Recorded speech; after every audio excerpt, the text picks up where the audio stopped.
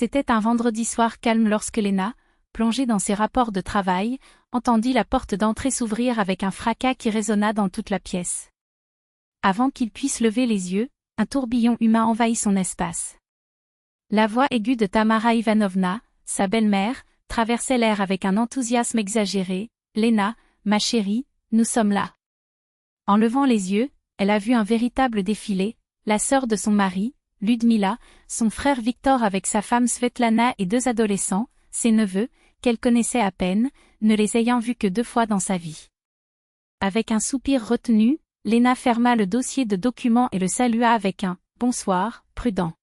« Est-ce qu'André est au courant que tu viendrais ?» demanda-t-il, attendant déjà la réponse.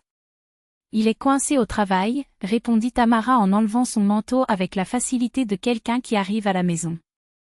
« Mais ce n'est pas un problème, nous sommes une famille », a-t-il ajouté, comme si cela justifiait l'invasion de 6 personnes dans son salon, occupant canapé et fauteuil comme si l'endroit leur appartenait. « Comme c'est douillet ici », s'exclama Ludmila en regardant autour d'elle avec un sourire qui ressemblait plutôt à une évaluation. « Tellement spacieuse. Notre cuisine est une boîte d'allumettes comparée à celle-ci, a-t-il ajouté, comme s'il attendait un compliment en retour. Tamara se tourna alors vers Lena avec un sourire trop doux pour être sincère. « Nous sommes épuisés par le voyage, affamés. N'as-tu pas quelque chose à nous offrir, ma fille ?» Lena regarda l'horloge, 21 heures. « J'ai des pâtes, je peux préparer quelque chose rapidement. »« Ou des œufs, si tu préfères, » proposa Théil, imaginant déjà la réaction. Et il ne s'était pas trompé. Les yeux de Tamara s'écarquillèrent dans un théâtre d'horreur. « Des pâtes ? Pour les invités ? Mon Dieu, Lena, où l'as-tu vu ? Après un si long voyage, nous méritons quelque chose de décent. Commandons à Usadba, ce restaurant qu'André adore. Tu te souviens, Ludmila ? La dernière fois que nous avons commandé chez lui, la nourriture était divine, les brochettes, les salades. » Les adolescents jouaient déjà avec leur téléphone portable, cherchant probablement le menu, tandis que Victor et Svetlana acquiesçaient, comme si l'idée était la plus naturelle du monde. Lena se releva en croisant les bras dans un geste qui ne laissait aucun doute sur son inconfort. Donc, si je comprends bien, la proposition est de commander de la nourriture pour 6 personnes. N'est-ce pas ? Tamara confirma d'un signe de tête, comme si c'était une évidence. Et qui, exactement, va payer pour cela ? Le silence qui suivit était si épais qu'on aurait pu le couper avec un couteau. Tamara cligna des yeux, confuse, comme si la question était absurde. Eh bien, toi, bien sûr. Après tout, tu es le propriétaire de la maison. Ou tu n'as pas de carte, ma fille ? Elle rit, comme si c'était une plaisanterie, et les autres la suivirent, criant comme une chorale répétée. Victor lui tapota le ventre, Svetlana poussa complacement sa belle-mère. Seule Lena ne souriait pas. Non, dit-elle sèchement. Les rires s'éteignirent dans l'air, comme si quelqu'un avait coupé le son. Tamara essayait toujours de garder son sourire, mais celui-ci semblait désormais collé à son visage. « Qu'est-ce que tu veux dire, n'est-ce pas ? Je ne vais pas payer un dîner au restaurant pour 6 personnes qui sont arrivées ici à l'improviste. » Lena garda un ton ferme, sans aucune marge de négociation. « Si vous voulez manger au restaurant, payez-le vous-même. » Victor s'étouffa de sa propre indignation. « Mais nous sommes une famille. »« Tu es mesquine, Lena. » Ludmila croisa les bras, offensée. « C'est notre belle-sœur. Et maintenant elle nous laisse avoir faim. »« Il y a de la nourriture dans le placard, » répondit Lena en se dirigeant vers la cuisine et en ouvrant le réfrigérateur. « Pâtes, œufs, légumes. Je peux préparer un dîner simple. Mais si vous préférez quelque chose de plus élaboré, payez. » Tamara porta dramatiquement ses mains à son visage. « Quel manque d'hospitalité. André saura comment vous traitez sa famille. » Lena n'a pas perdu de temps. Elle a sorti son téléphone portable et a tapé un message à son mari. « Ta mère est arrivée avec 5 autres personnes à l'improviste et veut que je paie un dîner au restaurant pour tout le monde. » Le saviez-vous ? La réponse a été instantanée. « Quoi ? Je ne savais rien. Je serai là dans 20 minutes. » Elle montra l'écran à Tamara. André n'était pas au courant. Et à première vue, il n'est pas content. La belle-mère fronça le nez, comme si la vérité la dérangeait. Tu as changé, Léna. Avant tu étais si douce, si attentionnée. Tu te souviens quand nous te rendions visite et que tu dressais une grande table? Tu passais des journées à cuisiner, à nettoyer, à nous servir? Au service, répéta Léna avec un rire sans joie. Oui, servir.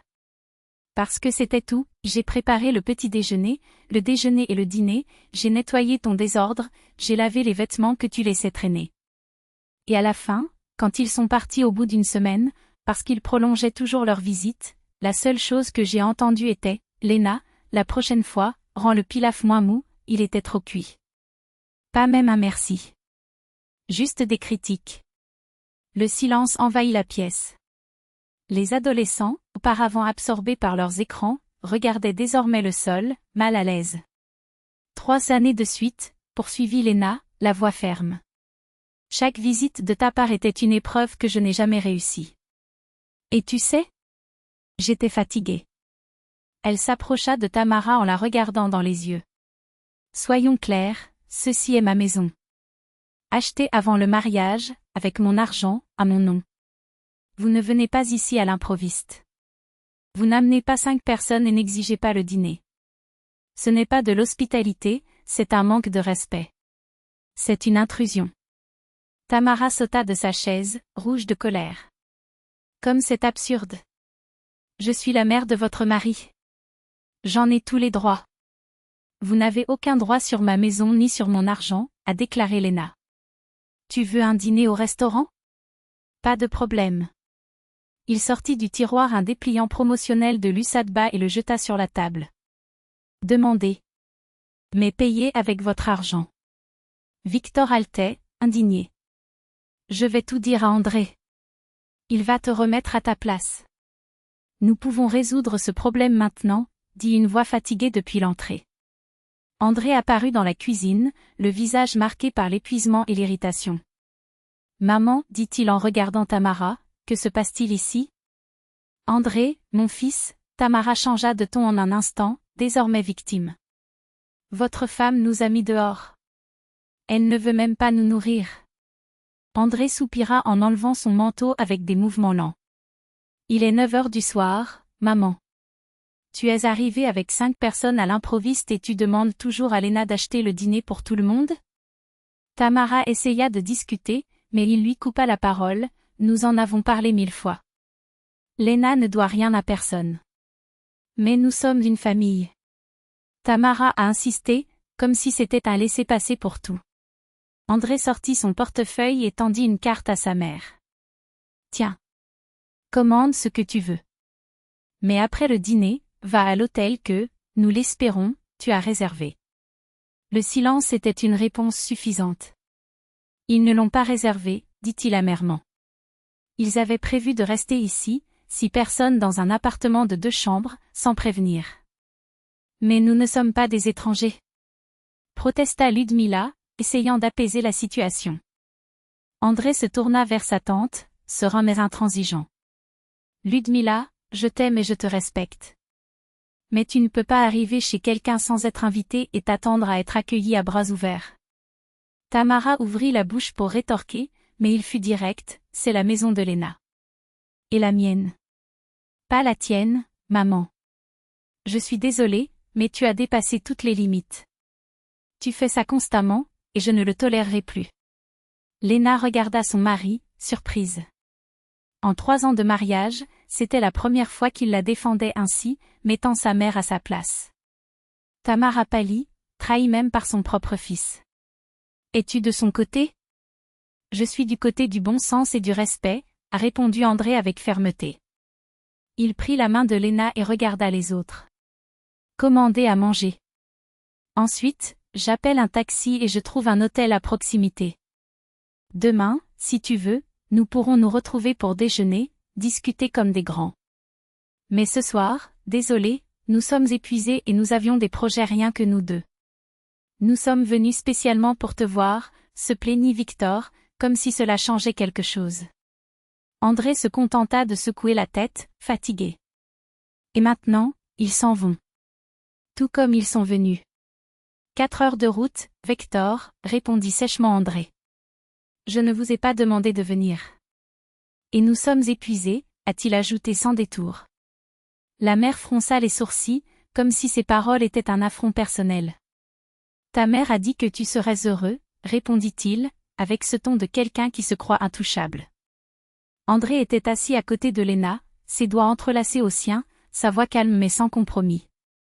J'aurais été heureux s'ils avaient prévenu. S'ils avaient appelé. On leur avait demandé s'ils pouvaient venir.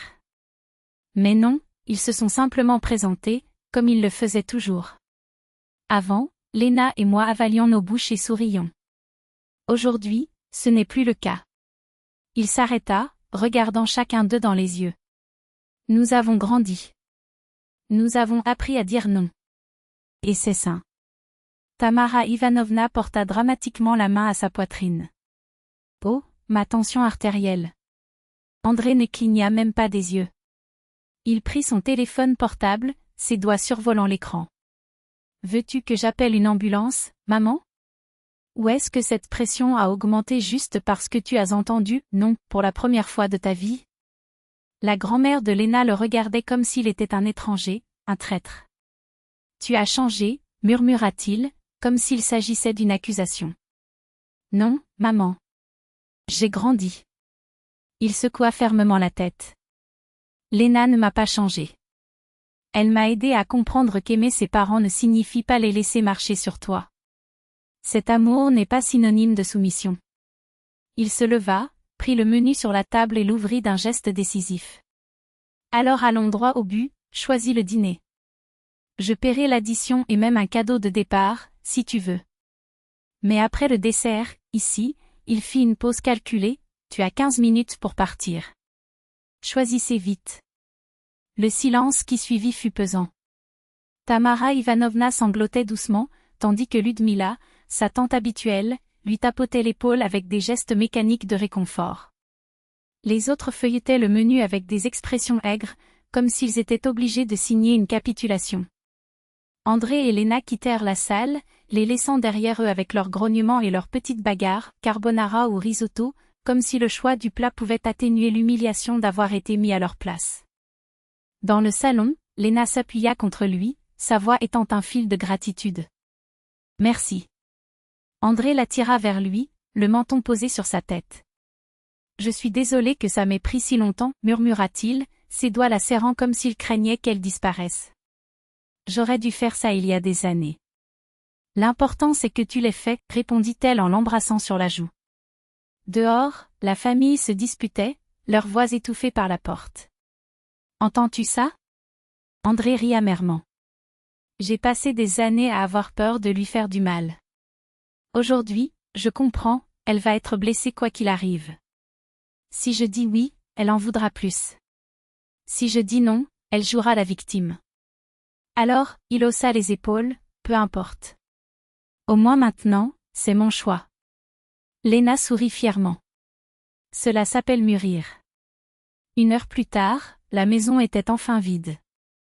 Les proches sont partis, le ventre plein et la fierté blessée, Tamara Ivanovna tentant encore, jusqu'à la dernière seconde, mais, André. Qu'il ignora d'un ultime hochement de tête. Quand la porte se referma, Léna et André se regardèrent, puis ils rirent, d'un rire libre, presque enfantin, comme s'ils venaient de s'évader d'une prison invisible. Plus jamais ça, déclara-t-il en l'attirant sur le canapé. Jamais, acquiesça-t-elle alors qu'il ouvrait une bouteille de vin. Et finalement, ils ont eu leur vendredi soir. Juste 2. Le matin, le téléphone portable d'André a vibré. Un long message de Tamara Ivanovna. Quelle ingratitude, quelle cruauté. Ce n'était pas comme ça avant. Il l'a lu, a soupiré et a répondu calmement. Maman, je t'aime. Mais la prochaine fois, préviens-moi à l'avance. Et viens seul ou avec papa. Pas d'entourage. 3 jours de silence. Jusqu'à finalement une réponse courte, d'accord. Nous voulons venir dans 1 mois. Juste moi et ton père. 2 jours. Pouvez-vous? André montra l'écran à Léna. Progrès, sourit-elle. Oui, a-t-il tapé. Ils le peuvent. Et pour la première fois depuis des années, il sentit que respirer était devenu plus facile.